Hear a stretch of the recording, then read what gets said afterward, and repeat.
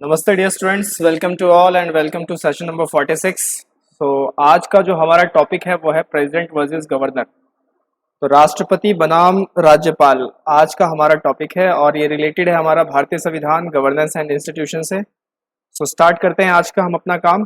President versus governor देखेंगे कि क्या इनके पावर्स है, क्या कॉमन पावर्स है और किस तरीके से इनमें डिफरेंसेस भी हैं पावर्स के और किसके पावर का स्कोप ज़्यादा है। तो ये हम आज के लेक्चर में देखेंगे, प्रेसिडेंट वर्सेस गवर्नर। सबसे पहले आता है डिस्क्रिशनरी पावर्स ऑफ प्रेसिडेंट। तो राष्ट्रपति की कुछ डिस्क्रिशनरी पावर्स होती हैं, क्या होती हैं देखते हैं कि करके।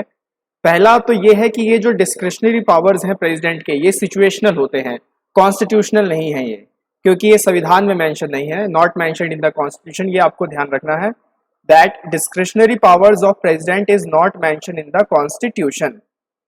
इसीलिए मैं कह रहा हूं कि ये सिचुएशनल है, कॉन्स्टिट्यूशनल नहीं है। इसके बाद ये जो डिस्क्रिशनरी पावर्स हैं, इनमें कुछ एक और पावर्स हैं जो क्लासिफाई किए जाते हैं, that is known as veto powers. तो प्रेसिडेंट के जो वीटो पावर्स हैं ये तीन तरीके के होते हैं। तो सबसे पहली बात को कि ये पावर प्रेसिडेंट को दिए क्यों गए हैं, why this kind of power is given to the president. तो ये पावर इसलिए दिए गए हैं ताकि जब प्रेसिडेंट कोई भी लॉ बनाए, क्योंकि उन्हीं के हस्ताक्षर से कोई जो बिल है वो एक्ट बनता है, लॉ में तब्दील होता है। तो कोई भी जब कानून बने तो राष्ट्रपति जी ये सुनिश्चित करें कि वो बिल्कुल सही तरीके से और ढंग से बनाया गया है। तो उसके लिए बहुत सारे स्टेजेस रखने पड़ते हैं। तो उसमें से एक स्टेज ये भी है कि वीटो पावर्स के जरिए भी देखा जा सकता है। अब ये जो वीटो पावर्स है कितने टाइप के होते हैं? तीन टाइप के होते हैं, सस्पेंशन, एब्सोल्यूट, पॉकेट। क्या होता है सस्पेंशन? सस्पेंशन में बेसिकली ये होता है कि ये आपका कोई बिल है, राइट, और ये राज्यसभा या लोकसभा से पारित होकर आया है। राज्यसभा लोकसभा ने ये बिल भेजा है किसके पास? प्रेसिडेंट के पास, कि आप इस पे साइन कीजिए, राइट, या आप अपना इस पे सहमत बताइए कि आप इससे सहमत है या नहीं, हस्ताक्षर कीजिए एंड ऑल दैट। तो क्या है कि अगर प्रेसिडेंट उनसे सहमत नहीं हुए और उन्होंने वापस भेज दिया संसद में या सभा में कि इसको आप रिकंसिडर कीजिए इस बिल को, on the advice of council of ministers. तो यहां ध्यान रखिएगा, on the advice of council of ministers. तो प्रेसिडेंट ने अगर ये बिल वापस राज्यसभा लोकसभा में भेज दिया रिकंसिडर करने के लिए, तो that is known as suspension veto power. Absolute में क्या होता है कि एब्सोल्यूट में वो विदहोल्ड कर लेते हैं अपना एसेंट और रिजेक्ट कर देते हैं बिल को, कि मैं इससे सहमत नहीं हूं और मुझे ये बिल अच्छा नहीं लग रहा। तो उन्होंने विदहोल्ड कर लिया और रिजेक्ट कर दिया on the advice of again council of ministers, and that is known as absolute veto power. Pocket veto में क्या होता है कि वो ना तो वो सहमति जताते हैं, ना रिकंसिडरेशन के लिए भेजते हैं, मीन्स ना तो वो रिजेक्ट कर रहे हैं ना ही रिकंसिडर के लिए भेज रहे हैं। उन्होंने बिल अपने पास रख लिया है अपने टेबल पर। तो उन्होंने बिल अपने टेबल पे ही रख लिया है। तो ऐसा वो कितने टाइम तक के लिए रख सकते हैं? तो संविधान में यह है कि ऐसा वो इनडेफिनिट टाइम के लिए रख सकते हैं, राइट। तो that is known as pocket veto power. तो पॉकेट वीटो पावर में जो बिल है उनकी टेबल पे कब तक पड़ा रहेगा? इनडेफिनेट पीरियड ऑफ टाइम, जब तक वो चाहे। कोई मतलब डेफिनेट इसमें वैल्यू नहीं दी गई है। अगर हम इसको यूएस के पॉकेट वीटो पावर से अगर हम रिलेट करें, वहां के जो प्रेसिडेंट के पास पॉकेट वीटो पावर है, तो उसमें वो कोई भी बिल सिर्फ 10 दिन के लिए ही रख सकते हैं, जबकि इंडिया के प्रेसिडेंट के पास ये वो टाइम है, इंडेफिनिट टाइम के लिए वो रख सकते हैं इस बिल को। तो यूएस के प्रेसिडेंट जो है सिर्फ 10 दिन के लिए ही रख सकते हैं। और दूसरी बात यह है कि जो वीटो पावर्स हैं वो प्रेसिडेंट ऑफ यूएसए के ज्यादा वाइडर हैं in scope as compare to president of India. क्यों ऐसा? क्योंकि वहां पे जो भी उनकी पावर जो भी वो एक्सरसाइज कर रहे हैं वो अपने ऑन जजमेंट पे कर रहे हैं, लेकिन यहाँ पे जो भी पावर एक्सरसाइज की जा रही है वो रियलिटी में काउंसिल ऑफ मिनिस्टर्स द्वारा की जा रही है। तो इसीलिए अमेरिका के प्रेसिडेंट की जो पावर्स हैं, वीटो पावर्स हैं, वो ज़्यादा वाइडर इन स्कोप है as compare to president of India, right. तो यहाँ तक आपको क्लियर हो गया होगा डिस्क्रिशनरी पावर्स क्या हैं, कितने टाइप की है, सस्पेंशन किसे कहते हैं, एब्सोल्यूट किसे कहते हैं, पॉकेट वीटो पावर किसे कहते हैं। पॉकेट वीटो पावर में ध्यान रखिएगा कि इनडेफिनिट टाइम के लिए बिल को रख लेते हैं कौन? राष्ट्रपति जी। आगे, president can dissolve the Lok Sabha but on the advice of council of ministers. तो प्रेसिडेंट जो है वो लोकसभा को भंग तो कर सकते हैं, समन भी कर सकते हैं, प्रोरोग भी कर सकते हैं, हमने पिछले लेक्चर्स में देखा था। लेकिन किसके एडवाइस पे? काउंसिल ऑफ मिनिस्टर्स के एडवाइस पे। And that dissolution can't be challenge in any court of law, तो ये चैलेंज नहीं किया सकता किसी भी कोर्ट में। But if council of ministers has lost confidence in the Lok Sabha, then president is not bound to follow the advice of council of ministers. तो अगर काउंसिल ऑफ मिनिस्टर्स ने लोकसभा में अपना मत खो दिया है, कॉन्फिडेंस खो दिया है, तो प्रेसिडेंट उनको उनके एडवाइस को फॉलो करने के लिए बाउंड नहीं होते। साथ ही साथ मैं आपको बता दूं कि यहाँ पे क्या था कि पहले वो 44th अमेंडमेंट एक्ट से पहले वो हर काम काउंसिल ऑफ मिनिस्टर्स के एडवाइस पे करते थे, लेकिन 44th अमेंडमेंट एक्ट में ये बोला गया कि कोई भी एडवाइस अगर काउंसिल ऑफ मिनिस्टर्स की तरफ से आ रही है तो अब प्रेसिडेंट काउंसिल ऑफ मिनिस्टर्स को भी कह सकते हैं कि आप इसे रिकंसिडर कीजिए। तो ये बहुत इंपॉर्टेंट पॉइंट है यहाँ पे, इसको आप ध्यान रख लेना, एग्जाम के हिसाब से बहुत ही ज्यादा इंपॉर्टेंट है। अगर बात करें कि अगर कोई केयर टेकर गवर्नमेंट है तो क्या होगा, तो अगर केयर टेकर गवर्नमेंट है तो प्रेसिडेंट डिसाइड करेंगे whether an advice given by government should be implemented और नॉट, क्योंकि केयर टेकर गवर्नमेंट जो है वो कोई भी डिसीजन नहीं लेगी उसके बिहाफ पे। जब वो गवर्नमेंट है तो प्रेसिडेंट डिसाइड करेंगे कि एडवाइस जो है given by government should B यानी बाइंडिंग इन नेचर है या नहीं, ये प्रेसिडेंट डिसाइड करेंगे अपने on bill pay. So president implement the collective responsibility of council of ministers, ये कहा गया है आपका आर्टिकल 78 क्लॉज सी के अंदर में कि काउंसिल ऑफ मिनिस्टर्स जो है वो कलेक्टिव रिस्पॉन्सिबल होते हैं किसके प्रति? पार्लियामेंट के प्रति? नहीं, पार्लियामेंट के प्रति नहीं, लोकसभा के प्रति। तो council of ministers is collective responsible towards Lok Sabha, और ये इंप्लीमेंट कौन करवाता है कलेक्टिव रिस्पॉन्सिबिलिटी? प्रेसिडेंट करवाते हैं under the article of 78 clause C, right. अब देखते हैं हमारा कोर टॉपिक, जो हमारा आज का मुद्दा था प्रेसिडेंट वर्सेस गवर्नर, कि ये क्या है, इनके बीच की समानताएं असमानताएं। तो सबसे पहले देखते हैं कि जो प्रेसिडेंट की जो पोस्ट होती है वो सेरेमोनियल ज्यादा होती है, मतलब वो डिग्निटी वाली पोस्ट ज्यादा है as compare to functional work, जबकि गवर्नर की जो पोस्ट है वो सेरेमोनियल भी है प्लस में फंक्शनल भी है। तो यहाँ पर डिग्निटी और फंक्शन दोनों बराबर है, यहाँ पर डिग्निटी ज्यादा है, फंक्शन कम है। President always enjoy situational discretionary powers, तो मैंने बताया था उनके पास जो डिस्क्रिशनरी पावर्स होते हैं वो सिचुएशनल होते हैं, कॉन्स्टिट्यूशनल नहीं होते हैं, while governor enjoy both situational and constitutional discretionary powers. तो इसीलिए डिस्क्रिशनरी पावर का जो स्कोप है वो गवर्नर के पास ज्यादा होता है एज कंपेयर टू प्रेसिडेंट, ये आप ध्यान रखिएगा। इसके बाद president always act on the aid and advice of council of minister, तो वो हमेशा उनके ही दिए हुए सलाह पे काम करेंगे, जबकि गवर्नर जो है वो एग्जिस्ट कर सकते हैं बिना भी काउंसिल ऑफ मिनिस्टर्स के सलाह पर। तो government can also exist, governor can also exist without aid and advice of council of ministers, while president can't do that. उसके बाद president can grant pardon given by court martial, तो court martial law के तहत वो माफ कर सकते हैं, जबकि गवर्नर ऐसा नहीं कर सकते एज पर आर्टिकल 161। उसके बाद president can also grant pardon to death sentences, तो कोई भी अगर मृत्यु की किसी को अगर सेंटेंस मिली हुई है, पनिशमेंट मिली हुई है, सजा मौत की उनको अगर मिली हुई है तो प्रेसिडेंट उसको माफ कर सकते हैं, जबकि गवर्नर के पास ऐसी कोई भी शक्तियां नहीं है इन case of death sentences, right. तो यहां तक के पॉइंट्स आपको सारे क्लियर हो गए होंगे, देख लीजिएगा एक बार दोबारा से। आगे चलते हैं आर्टिकल 61।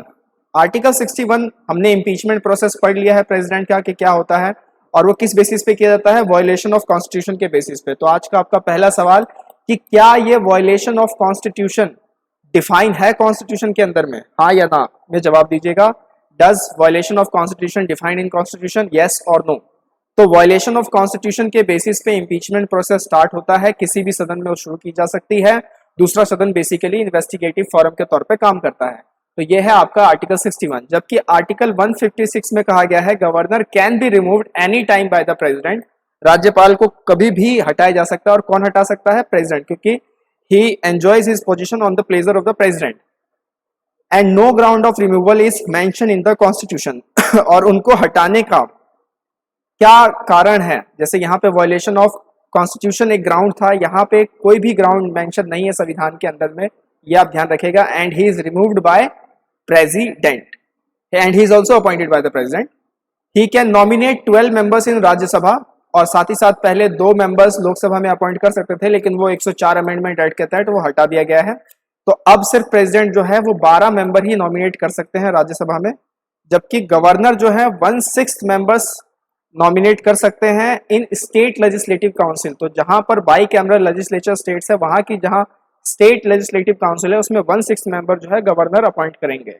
पहले इनमें एंग्लो इंडियन कम्युनिटी से अपॉइंट कर सकते थे इन स्टेट लेजिस्लेटिव असेंबली, लेकिन अब 104 अमेंडमेंट एक्ट के तहत इसे भी हटा दिया गया।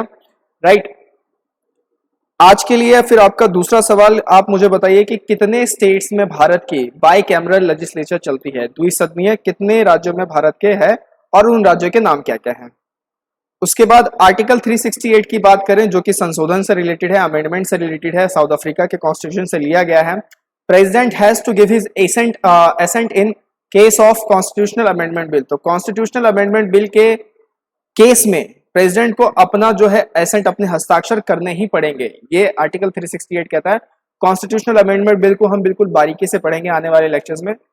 इसके बाद ऐसा कुछ भी प्रोविजन जो है गवर्नर के लिए नहीं है, क्योंकि संविधान में जो भी संशोधन है, अमेंडमेंट है, वो गवर्नर के थ्रू नहीं हो सकता। उसके बाद आर्टिकल 143 बात करता है कि प्रेसिडेंट जो है वो सुप्रीम कोर्ट से ओपिनियन ले सकते हैं in matters to related to law और fact and related to public importance. तो सुप्रीम कोर्ट से वो पूरी की पूरी तरीके से कोई भी एडवाइस ले सकते हैं आर्टिकल 143 के तहत, जबकि गवर्नर के लिए ऐसा कोई भी प्रोविजन या प्रावधान नहीं है। आगे चलते हैं। आर्टिकल 123 बेसिकली ऑर्डिनेंसेस पावर है प्रेसिडेंट के आर्टिकल 123 में। He can promulgate an ordinance only when both houses of parliament are not in session or when either of the two houses of parliament is not in session। या तो दोनों सदन ही बिल्कुल नहीं काम कर, सत्र में नहीं है, या फिर कोई एक सदन सत्र में नहीं है, तो वो अपने ऑर्डिनेंस पावर को इस्तेमाल कर सकते हैं। Under the article 123 president can withdraw any ordinance at any time.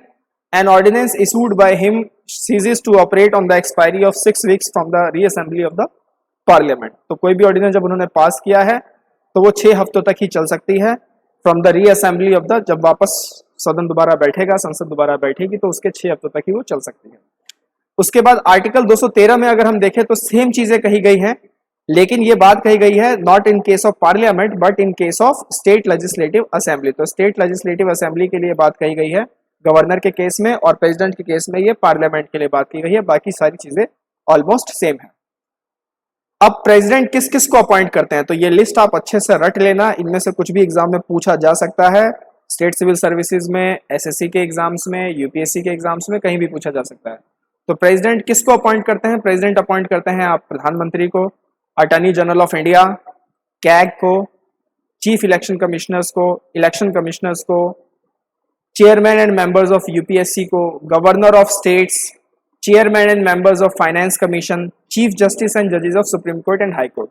तो आज के लिए आपका तीसरा काम यह है कि आप कमेंट थ्रेड में मुझे बताइए कि who is attorney general of India right now, who is CAG, who is chief election commissioners of India, उसके बाद who is the chairman of UPSC, अभी हाल ही में चेंज हुए, and who is the chairman of finance commission, and who is the chief justice of India. तो ये आज आपका काम है, कमेंट थ्रेड में मुझे बताइए, इससे आपकी लर्निंग प्रोसेस अच्छी रहेगी, याद रहेगा आपको। एमिनेंट पर्सनैलिटीज को भी याद रखना पड़ता है। इसके बाद गवर्नर किसको अपॉइंट करते हैं? गवर्नर अपॉइंट करते हैं चीफ मिनिस्टर को, मुख्यमंत्री को, और दूसरे अन्य ministers on the advice of chief minister, advocate general of state को, स्टेट इलेक्शन कमिश्नर्स को, chairman and members of state public service commission को। तो इनको गवर्नर अपॉइंट करते हैं। अब बात करते हैं आर्टिकल 371 की। तो आर्टिकल 371 में ऐसा क्या है? आर्टिकल 371 में ऐसा है, ये 370 नहीं 371 है, ध्यान रखिएगा, कि कुछ स्टेट्स के गवर्नर को स्पेशल रिस्पॉन्सिबिलिटीज दी गई है कि वो अपने ही विल पर काम कर सकते हैं, इंडिविजुअल जजमेंट, जो किसी भी कोर्ट ऑफ लॉ में क्वेश्चन नहीं किया जाएगा। तो वो अपने इंडिविजुअल जजमेंट पे वहां की चीजों को देखरेख कर सकते हैं। तो आर्टिकल 371 में आपके आते हैं महाराष्ट्र और गुजरात, इनके कुछ रीजन है जैसे विदर्भ, सौराष्ट्र रीजन, ये आते हैं। 371A में नागालैंड आता है, 371B में आसाम आता है, 371C में मणिपुर आता है, 371F में सिक्किम आता है। तो बेसिकली एग्जाम में कैसे क्वेश्चन आ सकते हैं? एग्जाम में मैच द कॉलम देके पूछ के और बोला जा सकता है कौन किससे मैच करेगा। तो स्टेट्स को याद रख लेना आप। फर्दर बिहार, झारखंड, एमपी, छत्तीसगढ़, उड़ीसा के लिए जो गवर्नर्स हैं वहां पर एक separate ministry of development of tribals constitute किए जाएंगे, बिकॉज बेसिकली यहाँ पे ट्राइबल पीपल की संख्या ज्यादा है और उनको भी सेव करना होता है। राइट, कुछ और डिफरेंसेस है बिटवीन प्रेसिडेंट एंड गवर्नर, वो आपका आता है शेड्यूल 5 और शेड्यूल 6 के तहत। तो जब हम शेड्यूल्स को कवर अप करेंगे तब मैं वहां पर आपको इनके बीच की कुछ और जो पावर की जो डिफरेंसेस हैं वो मैं आपको बता दूंगा, शेड्यूल 5 एंड शेड्यूल 6, राइट। तो वहां पे हम इसको कवर अप कर लेंगे, schedule areas, tribal areas, right. Next ये आपके लिए एक चार्ट है, बहुत ही मेहनत से बनाया गया आपके लिए चार्ट है ये, आर्टिकल 371 और उसमें कौन कौन से स्टेट किससे हैं, क्योंकि ये इंपॉर्टेंट इसलिए क्योंकि किसी भी एग्जाम में मैच द कॉलम बना के पूछा जा सकता है कि क्या 371 ए में सिक्किम है, तो इस तरीके से आपको याद रखना है। तो 371 ए में बात कर रहे हैं नागालैंड की, बी में बात कर रहे हैं आसाम की, सी में मणिपुर, डी में आंध्र प्रदेश एंड तेलंगाना, ई में आंध्र प्रदेश, एफ में सिक्किम, जी में मिजोरम, एच में अरुणाचल प्रदेश, आई में गोवा और जे में कर्नाटक और हैदराबाद के कुछ रीजन, राइट। ज्यादा जानकारी के लिए ये मैंने एक इन्फोग्राफिक यहाँ पे लगा दिया है, द इंडियन एक्सप्रेस से मैं ये लेके आया हूँ आपके लिए। यहाँ पे आप पढ़ सकते हैं कि कैसे कैसे किस आर्टिकल 371 के किस क्लॉज में क्या क्या है, राइट। इसको आप पढ़ लीजिएगा। आई होप आज का सेशन आपको अच्छा लगा होगा। सेशन को लाइक जरूर करें, शेयर जरूर करें, दोस्तों को भी बताएं। आने वाले सेशंस में हम और भी बहुत सारी चीजें कवर अप करेंगे। Wonderful PT resources are waiting for you. Till then take care, नमस्ते, जय हिंद।